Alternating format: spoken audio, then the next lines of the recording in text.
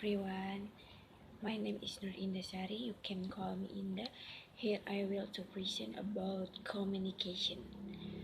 Okay, the first word is communication.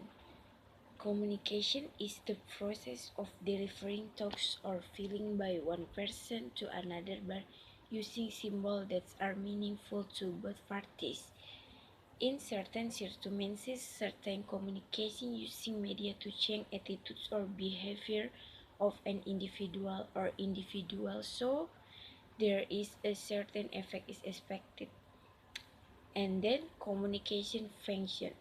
The communication function is the first full communication to control the behavior of member in some way. Each organization has the authority and formal guidelines that must be followed by employees.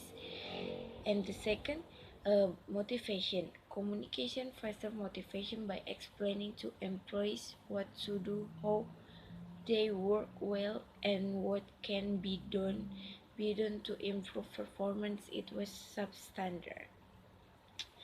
And the third, discourse emotional. For many employees working group, they are the main source for social interaction. Communication that occurs within that group is a fundamental mechanism by which the member express disappointment and satisfaction. They therefore communication broadcast emotional expression of feeling and fulfillment of social needs. And for information, communication provides the necessary information of individual and group to make decisions about and for the data to assess alternative options. And then form of communication. The form of communication described can be described as follow. And the first, vertical communication, it's communication from top to bottom and from bottom top to top, or communication from leader to subordinates and subordinates to leader on a reciprocal basis. And the second, horizontal communication.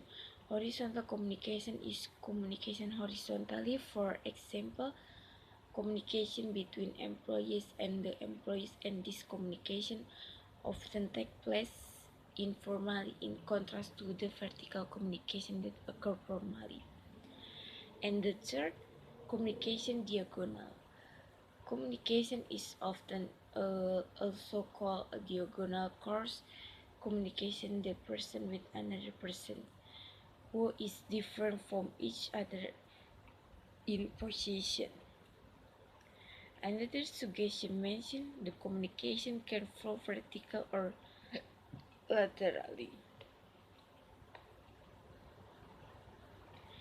And then the vertical dimension can be divided into downward and upward. And the first, down communication that flow from one level within a group or organization to a lower level.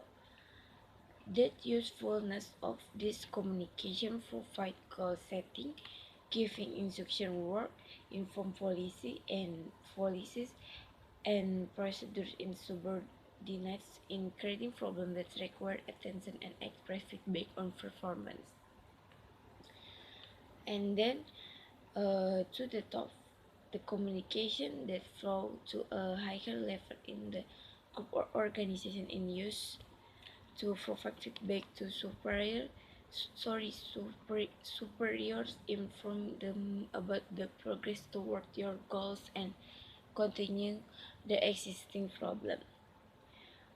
While the lateral dimension, the communication that occurs between the same working group among the member of the working group at the same level, between manager at the same level, and so to do effective communication.